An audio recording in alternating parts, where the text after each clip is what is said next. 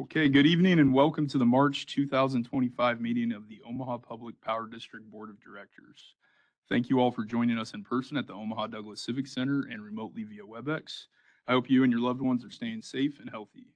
With me in person today are my fellow board members Amanda Bogner, Mike Kavanaugh, John Hudson, Craig Moody, Mary Spurgeon, and Eric Williams. Sarah Howard let me know ahead of time she was unable to attend. We also have President and CEO Javier Fernandez, Steve Bruckner, our General Counsel with the Fraser Stryker Law Firm, and members of our board meeting support staff. OPPD's executive leadership team and subject matter experts also are participating in today's meeting in person and via WebEx. Additionally, we currently have about 10 members of the public at the Civic Center and 23 attendees on WebEx, consisting of OPPD employees and members of the public. Thank you for joining us this evening. I will now ask a member of OPPD's physical security team to provide the safety briefing for our location and for Javier Fernandez to provide other safety reminders. Good evening, everyone. As we typically do, we'll start with a quick safety briefing. We have emergency exits on either side of our room here, and there's also AED first aid material as well as fire suppression materials accessible to us as well. If we had to evacuate the building, I'd ask you guys, everyone, to use those exits and go outside. If we had to evacuate for severe weather, we'd go down the exit stairwells into the garage beneath us where we would take shelter. We also want to make sure that you're aware of any environmental concerns. I think we all saw what happened yesterday, which we never would have thought of 2 days ago or even today, but it happened. So please be prepared. Please make sure your vehicles are prepared. Please make sure your homes are prepared. And then finally, if anyone needs any assistance, members of our OPPD team are ready to help you in any way we can. And with that, I'll turn it back over to the president. Thank you, Josh. As I mentioned on Tuesday, in addition to physical safety, which is super important, we also have to make sure that we have psychological safety in the room, in the workplace, and everything we do at OPPD. I will ask you to review the 5 pillars of psychological safety, and instead of me talking about each one of them, just ask yourselves: do you feel comfortable at any level of the organization in this meeting room to raise your hand and ask a question? And in the case of our workers who are out in the field, do you feel comfortable and safe enough to stop work if you feel uncomfortable? If you don't know all the safety briefing, if you have any questions, do you feel safe enough to stop the work? And that is really ultimately what psychological safety is about, for everyone to be comfortable expressing their opinions, their voices, their questions, and ultimately potentially stopping work when too dangerous. Next slide, please. Focus for March: fatigue. I talked about the spring forward and changing clocks. That always affects people in different ways, but fatigue is one of them. And we ask everyone to be careful about their sleep patterns and getting enough sleep. I talked about normalized deviation. Those processes where people have cut corners, when we're used to doing certain work certain way, and that just becomes the norm. And it's a challenge for us. It's a good reminder during the month of March to check and adjust, to remember what is the original process, what is the right process for people to do work, and not just the normal way to do work. Challenge yourselves, challenge your teammates. That's very, very important, because it's the old adage of this is the way we've always done things could turn out to be a very dangerous thing. And the last one, as we begin the bulk of our spring outages, especially in our power plants, but this also happens in our substation and transmission, we have a lockout, tag out, and hold order protocol where multiple people are in charge of locking, tagging out, holding work before we de-energize a facility and before we re-energize it back. This is important because many times we have colleagues working down the line, downstream from us. It's important for them to know that it's safe for them to enter into a part of a facility that could be energized, that could be dangerous, so that by the time they get in, it's de-energized, and they know that there is a process for them to unlock, untag before a facility is energized. Sounds obvious, but it's super, super important, and something that we emphasize with our employees. And that concludes my safety briefing. Thank you. Let's run through our guidelines for the conduct of the meeting. The regular board meeting will follow the agenda made available to the public on OPPD.com. The meeting is being conducted in person with WebEx conferencing and is being recorded. Our board meetings have public comment periods on the agenda.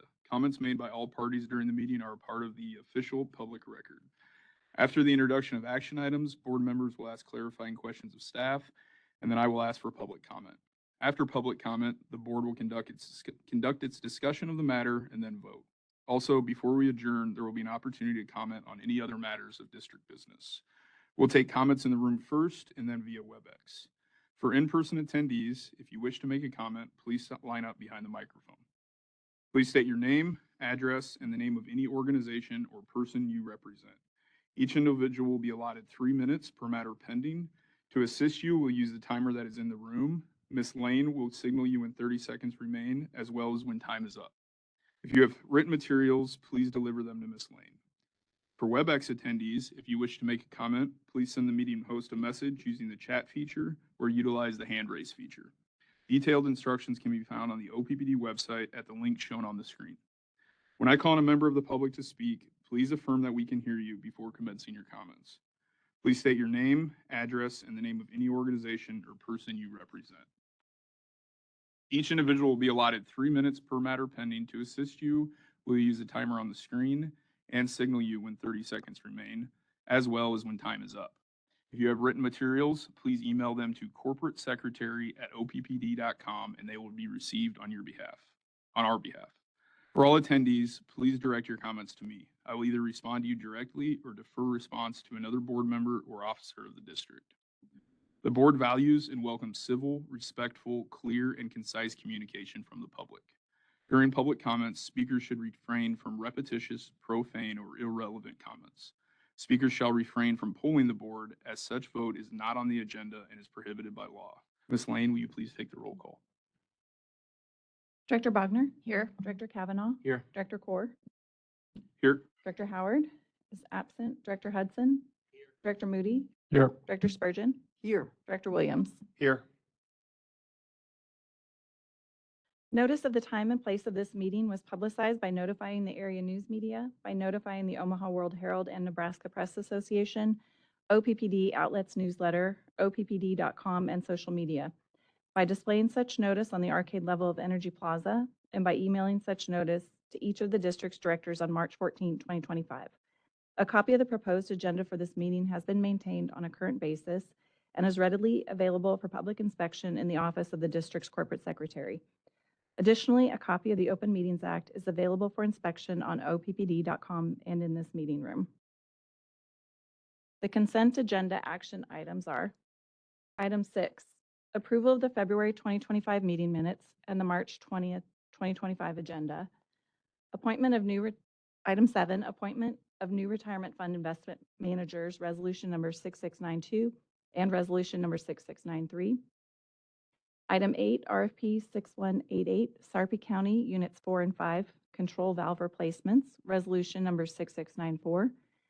Item 9, SD1, Strategic Foundation Monitoring Report, Resolution Number 6695. Item 10, SD8, Employee Relations Policy Revision, Resolution Number 6696.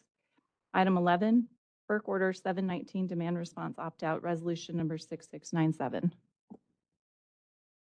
Thank you. If there are no corrections, changes, or additions to the consent agenda items, I need a motion and a second to approve the items. So moved. Second. All right, we discussed these action items at the all committees meeting on Tuesday, March 18th. Are there any members of the public in the room that have comments on these consent agenda items? If you'd like to make a comment, please come to the podium. All right, seeing no one coming to the podium, are there any members of the public on WebEx that have a comment? Please send a chat to the meeting host or use the hand raise feature in WebEx. Telephone users can press *3 to raise their hand. Okay, there's no online comments. Ms. Lane, could you take the roll? Director Bogner? Yes. Director Kavanaugh? Yes. Director Core? Yes. Director Howard is absent. Director Hudson? Yes. Director Moody? Yes. Director Spurgeon? Yes. Director Williams? Yes. Motion carries 7-0.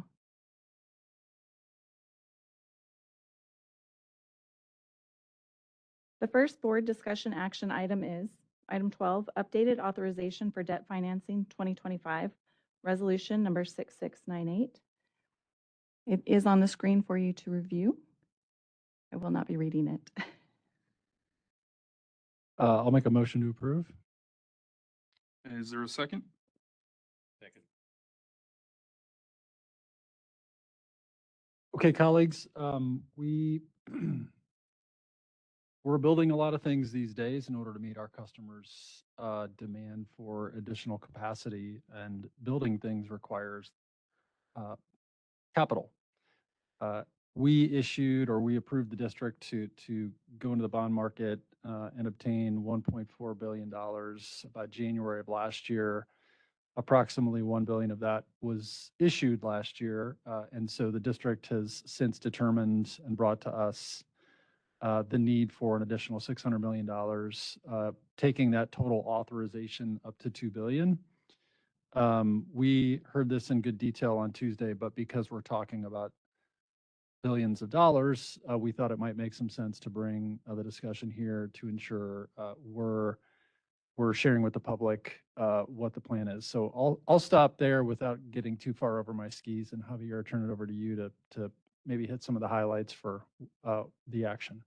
Certainly, Director Moody. So, as you will point it out, this is part of a regular practice of any utility. Debt financing is a very important tool for us to raise funds. Not only to raise funds, but also it is a fantastic mechanism for us to defer repayment of this infrastructure.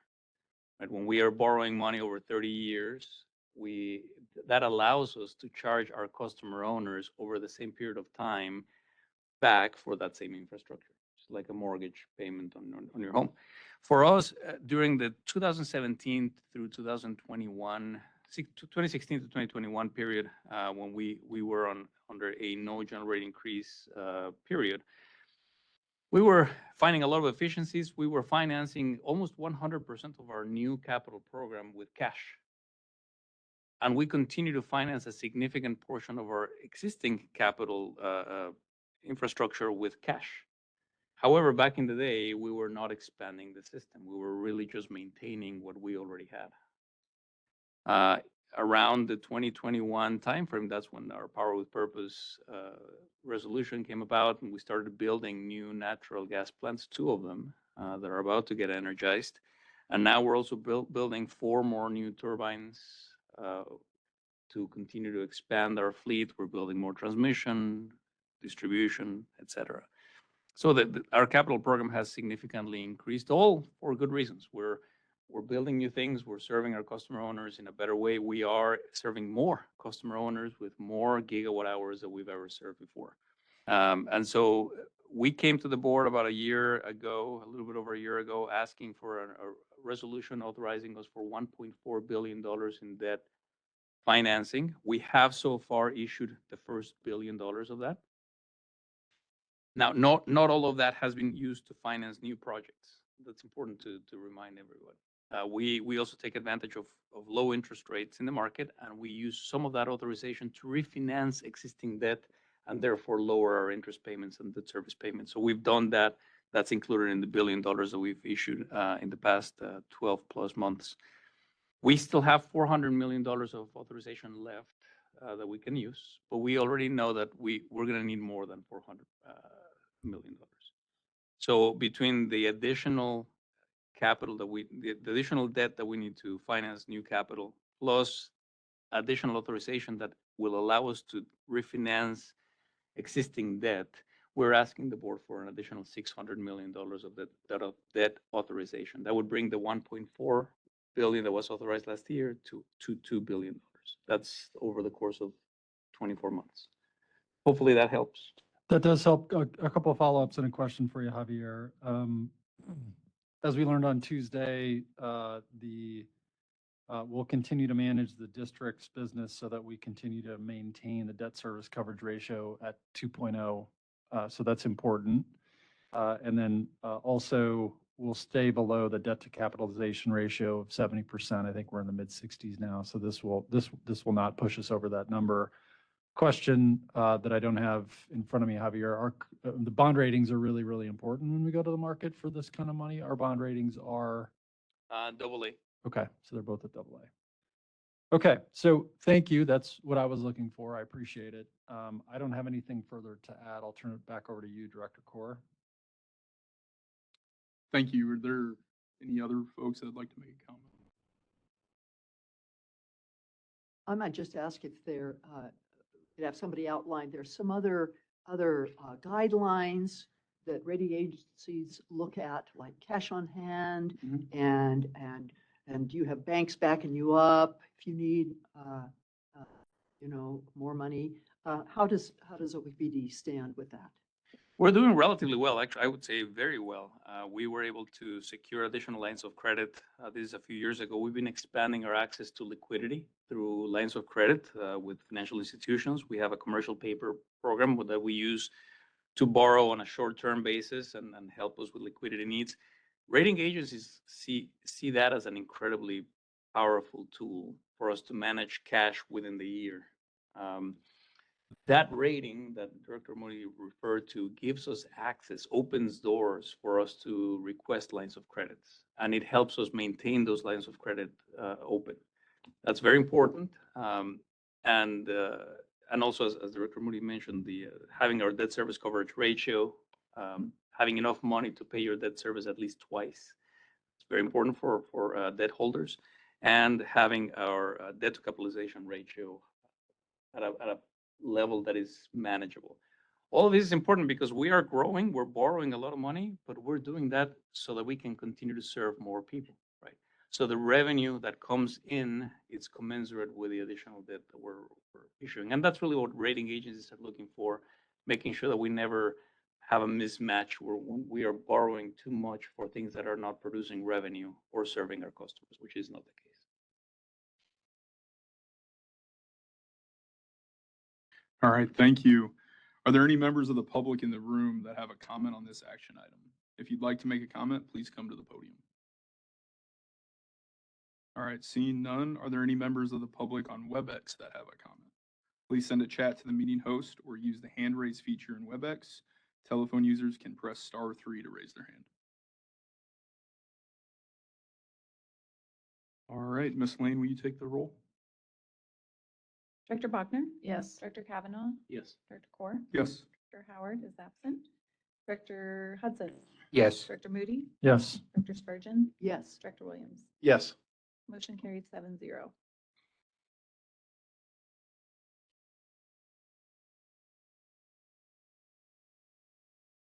The second board discussion action item is item 13, CFO appointment and compensation approval, resolution number 6699.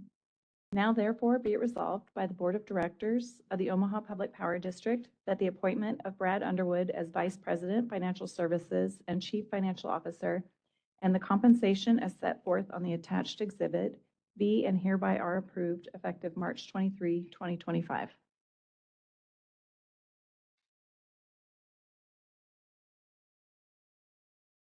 So moved. We have a motion. We have a motion. Sorry, we do have a motion to approve this. It's my pleasure to introduce Brad Underwood for appointment to the office of Chief Financial Officer. Mr. Underwood has long experiences in working with the financial division of OPPD. Most recently, however, he has served as Vice President of Systems Transformation. As I recall, at the time of his appointment to that role, there were few utilities that even had such a position. And he was certainly the first to serve in that role for OPPD. I mention that to highlight the fact that I don't think there was any book on the shelf or books, titled How to Transform a Utility at that time. Mr. Underwood had to figure that out for himself, and he has done so brilliantly. With that experience in his toolkit and his experience in financial division of this company long before that, it is with confidence that we offer him to be approved as Chief Financial Officer for OPPD. So are there directors that have comments or questions? We need a Yep. second. Oh, Thank you. is Is that- there a director to make a second? Thanks, Mike. So now, are there directors who have a comment or question? I'll go first, Director Spurgeon. Mr. Underwood, I had the pleasure of working with you pretty closely for the last couple of years when I chaired the Systems Committee. And I now get the opportunity to continue working with you as you roll into this new role. So I'm really looking forward to that. I am extraordinarily grateful that you're willing to step into this role at a pretty critical time for the utility. We've got some work to do together. And I want to highlight one thing. I was walking Tuesday with Director Kavanaugh talking about you. And the thing that I shared with him that I'll share publicly that I appreciate most, there are many qualities that I could highlight here, but I think the one thing that I value about your work the most, especially as a director, is your ability to communicate complex things really, really well. And I think that goes for systems transformation, to be sure, but now it's going to roll right into the financial aspect of our business as well.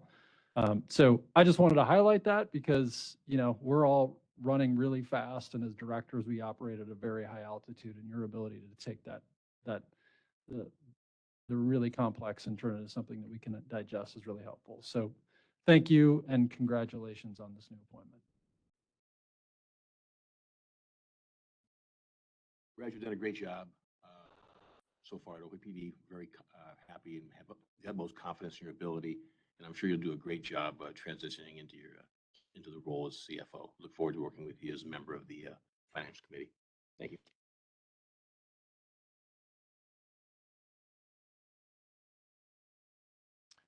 Well, thank you all. I don't have anything to say that hasn't been said other than I want to thank you as well and look forward to the continued progress that you'll keep the district on. Really appreciate your service.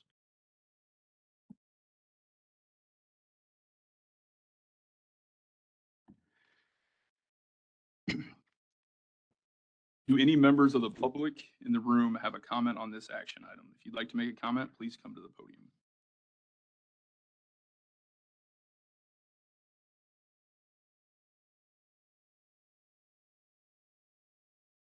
David Bagley, 4611 South 96th Street. I have no objection to Brad Underwood or his pay.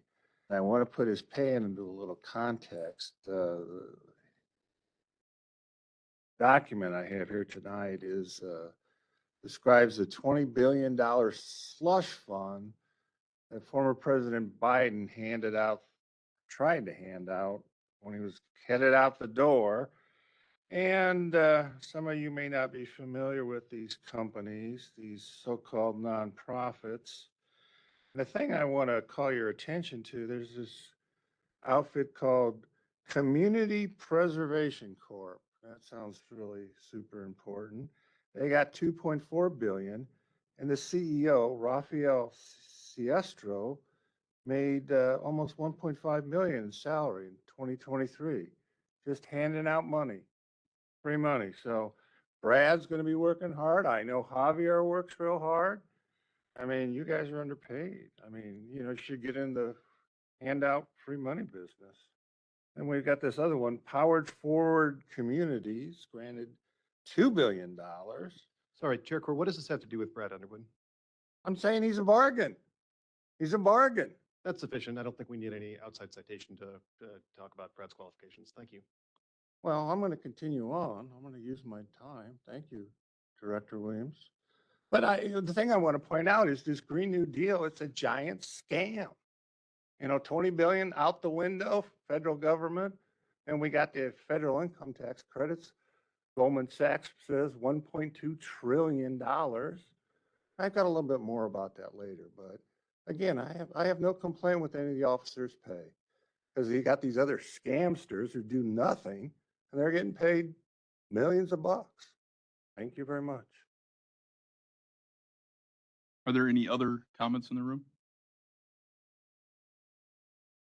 Do any members of the public on WebEx have a comment? Please send a chat to the meeting host or use the hand raise feature in WebEx. Telephone users can press *3 to raise their hand.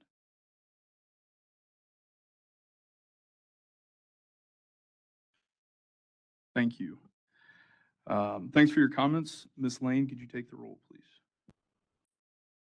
Director Bogner? Yes. Director Kavanaugh? Yes. Director Core? Yes. Director Howard is absent.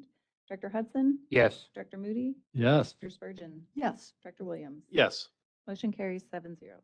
Thank you. Mr. Underwood, would you like an opportunity to make any comments?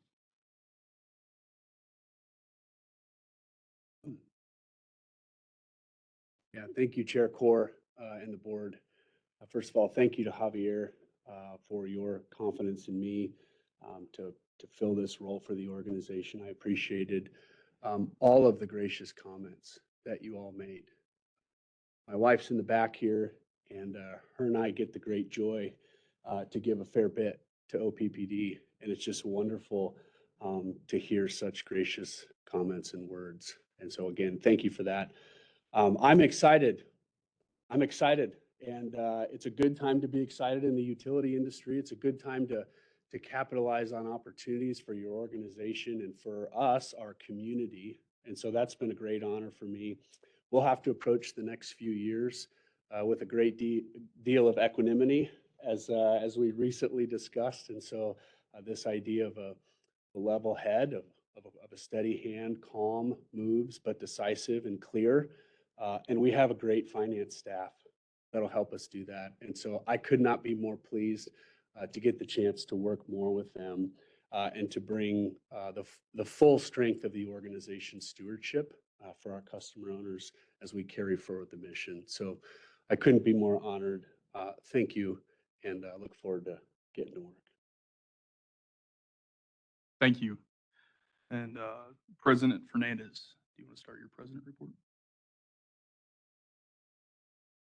Thank you, Chair Core. I will start, before I go in there, I'm thrilled about continuing working with you, Brad.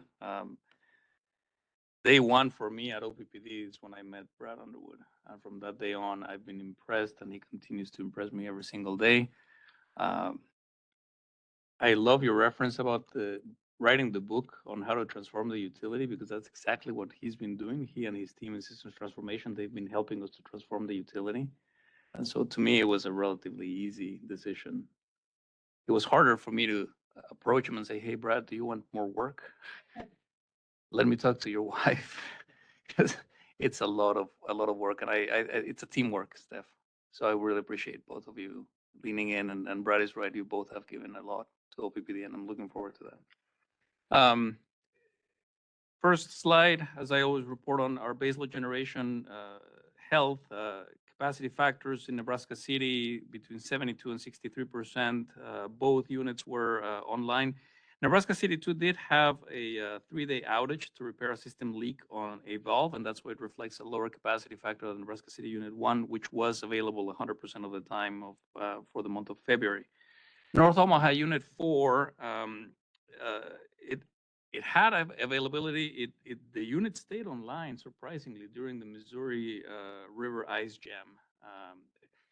Those two units, units 4 and 5, did go offline in January. And we were expecting Unit 4 to trip again in February, but it didn't. Unit 5 had 0% availability because that unit did trip in January, and upon restarting of that unit, we discovered that the turbine had elevated vibrations, which forced us to keep it offline during the entire month of February, send the machine offline and get it fixed. It is being brought back online, and I believe today is online. So I will report that next month. Our balancing generation has seen quite a bit of activity, and it is incredible for me to report that even though these numbers are small, capacity factors of 1 to 4%, they are the most important times of the year when we need those units to come online. And for the most part, they've had 99% availability. 84% is probably the lowest availability. We've been working really hard for the past few years to bring these units up to a really good condition, so that they can start, especially during the cold temperatures that we experienced in February, and by far, virtually almost all of them started as they were scheduled to start, which is very, very important. They're performing the work that they were designed to perform, and we couldn't be talking about these results if it were not for the work of the men and women who have put in thousands of hours of work making sure that these units, all of these stations, are working well. The last part of our portfolio is our renewable portfolio capacity factor for renewables overall was 44%, mostly driven by wind. Capacity factor for wind was 43%. It's been windy, and we just experienced that yesterday very clearly. During the month of February, wind was, as always, is expected to blow strong, and it's reflected in here. Capacity factor for community solar was 14%, 15.6% for Platteview Solar. We're expecting capacity factors for our solar assets to begin increasing between now and the middle of the summer, when we will have a lot more irradiance and hours of sunlight. I think it is worth also mentioning that I just reported on our base load coal, our balancing generation, which is natural gas and diesel and fuel oil, and then we have our renewable portfolio, and they all play with each other. They all supplement each other at different times. During the times when our base load generation was offline because the river froze and we didn't have enough water, the same wind that froze the river was the same wind that was powering those turbines. So we were blessed with having another source of energy that was able to keep the lights on while other parts of our generation struggled. This happens all the time. They all complement each other, and I'm very pleased to have the health of the portfolio being as good as it is today. Before we move on to the next one, let me talk about the other part of our system that is suffering today. So this is our generation portfolio. As you all know, yesterday we experienced a very severe storm in our service territory and in the surrounding states. That is on our transmission and distribution system, which suffered significant damage. At the height of the storm, we've counted cumulative number of outages, about 130,000 outages. Today, as of 3:45 p.m. this afternoon, we had about 26,000 left. So significant recovery. But still 26,000 homes that are out without power, and we're not going to rest until we recover each and every one of them. I want to talk about the intensity of this storm, because last year, if you remember, in the July 31st storm of 2024, was without a doubt the worst storm on record. And we qualify that measured by number of outages. At some point, we had about 220,000 outages. That's more than half of the meters we have in our service territory. Certainly enormous. Last year's storm hit the metro area straight on, densely populated areas. That explains the number of outages we had. Yesterday's storm, and all of this is preliminary, we will have more reports in the coming months, but yesterday's storm was so strong that it may not be reflected in the number of outages because it hit mostly rural areas, not as densely populated as the metro area. So we can't measure the strength of the storm based on outages. We're measuring the strength of yesterday's storm based on infrastructure that was destroyed. And we believe the number of distribution poles that we're going to have to replace is going to be significantly higher than the number of poles we replaced last year in the July storm. The destruction was incredible. We're talking 600 plus distribution poles. We have about 150 transmission structures that are going to need to be replaced. Some of them are on the ground. Some of them are damaged beyond repair. Either way, 150 transmission structures, 750 cross arms. So the magnitude of this storm, the cost of this storm is going to be significant. Again, not measured by the number of outages, although that's significant enough, but just the infrastructure. So it's going to take time. I'm happy to report that as of 11 this morning, we welcomed mutual aid. We're expecting boots on the ground to be around 700 boots on the ground today, and we're putting them to work. We have marching orders. One of the things that we're worried about is supply chain, because of the sheer number of poles and structures that were down. We're trying to source as many poles and cross arms and transmission structures as we possibly can, as fast as we can. But that is going to be a significant point of focus for our chief operating officer and our supply chain management team. So I will communicate to the public that we have we have the resources, we have the linemen, the crews, the underground workers ready to go. They're working already in your area. We're gonna keep a very close eye on the supplies coming in so that we can repair and replace all of the damaged infrastructure. We still have many communities today that are without power. Um, Ceresco, Morse Bluffs, Woodcliff, North Bend, Waterloo, Fremont lost power completely earlier today. We were able to work with the city of Fremont and restore that transmission line. They are in the middle of restoring power to the city of Fremont, to the areas that were not damaged significantly. Um, Meade, Cedar Bluffs, just to name a few.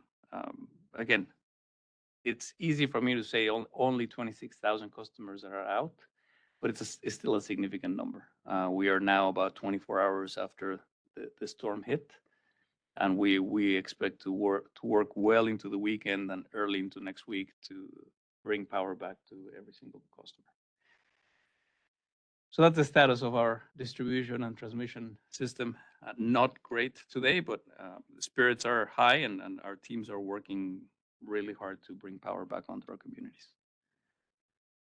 Speaking of our communities, on a brighter note, our Heat the Streets event, this is another record year. OPPD and MUD hosted the 18th annual Heat the Streets Run and Walk for Warmth on Saturday, March 1st. And again, this is the largest fundraiser for the year. All the funds raised are split between MUD and OPPD for our respective energy assistance programs.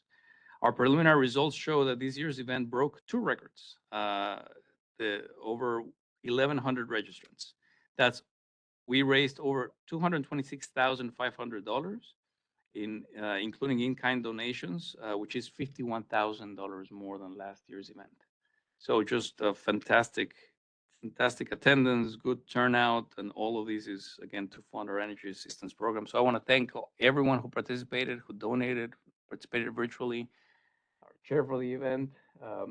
Maybe a challenge for next year's chair, see if we can break another record. But all great information to share. And last but not least, and this is very important, always important, especially today, we have 700 people working outside in the elements, in icy conditions, in snow, in mud, melting, with wires on the ground. The work that we do can be dangerous, can be fatal.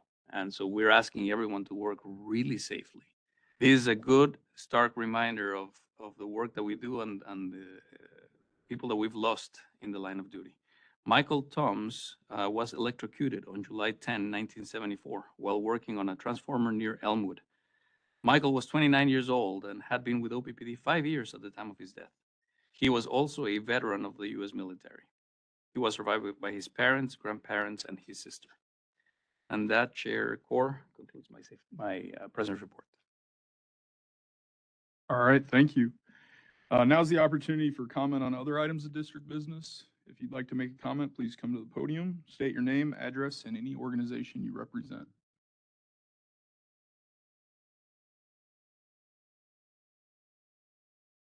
David Bagley, 4611 South 96th Street. Our display thing isn't working, so I got a slide.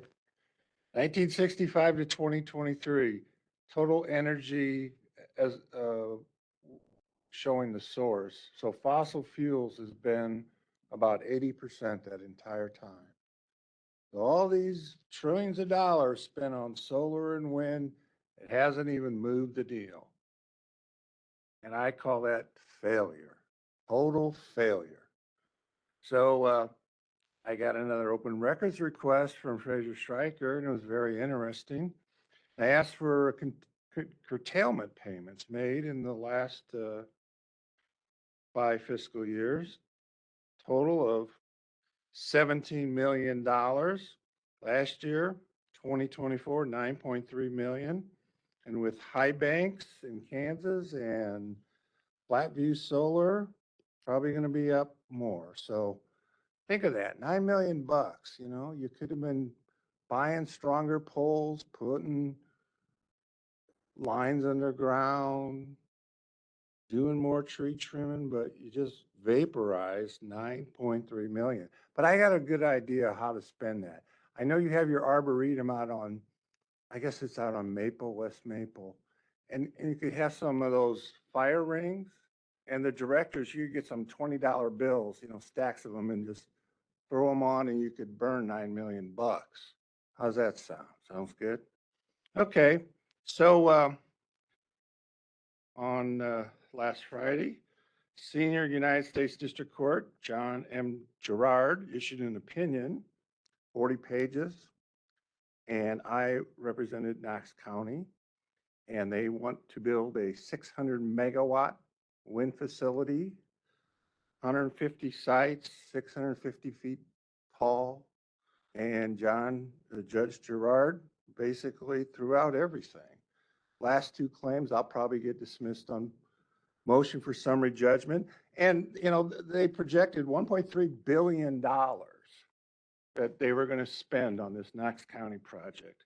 And they would have gotten at least $390 million free dollars from the federal government. But Begley 30 stopped them. seconds. Begley stopped that wasteful spending. And the most important thing, at least for your purposes, are Judge Gerard said, footnote 6, there is no mechanism under Nebraska federal law that prevents Knox County from banning commercial wind farms so long as there is a conceivably or hypothetically rational reason to do so. What's going to happen? All sorts of counties are going to ban solar and they're going to ban wind. So you can forget about your net zero. Thank you very much. Thank you. Are there any other members of the public in the room that would like to make a comment? Seeing none, are there any members of the public joining via WebEx that have comments on other items of district business? Please send a chat to the meeting host or use the hand raise feature in WebEx.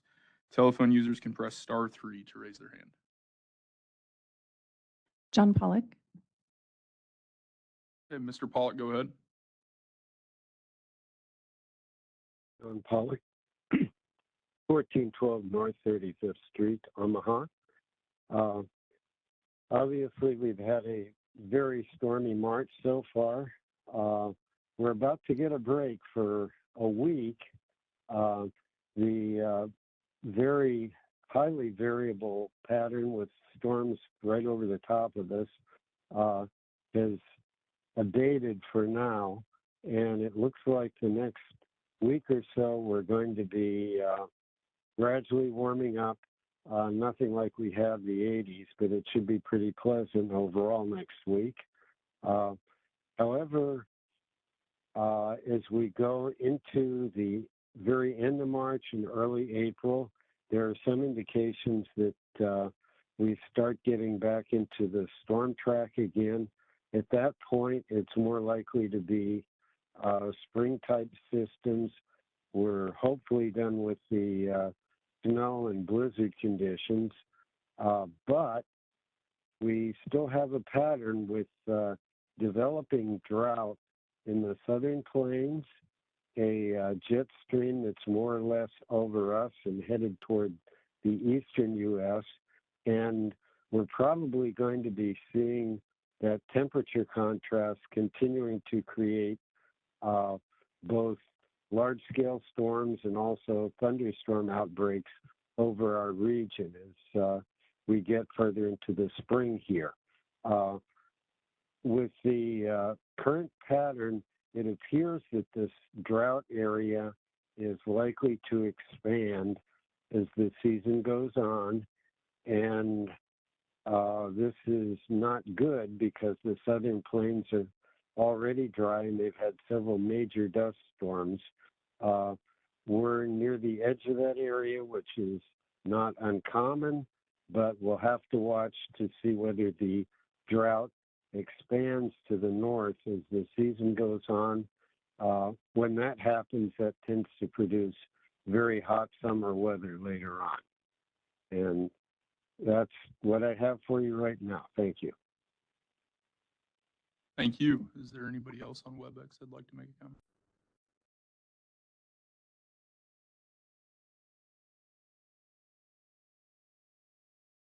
Oh, okay. Well, thank you, everyone. Mr. Fernandez touched on it in his report, but I'd also like to thank all the folks that were out working since yesterday's storm and that have arrived to help us out, and appreciate everybody that's going forward with this. Thank you all. The meeting's adjourned for the night.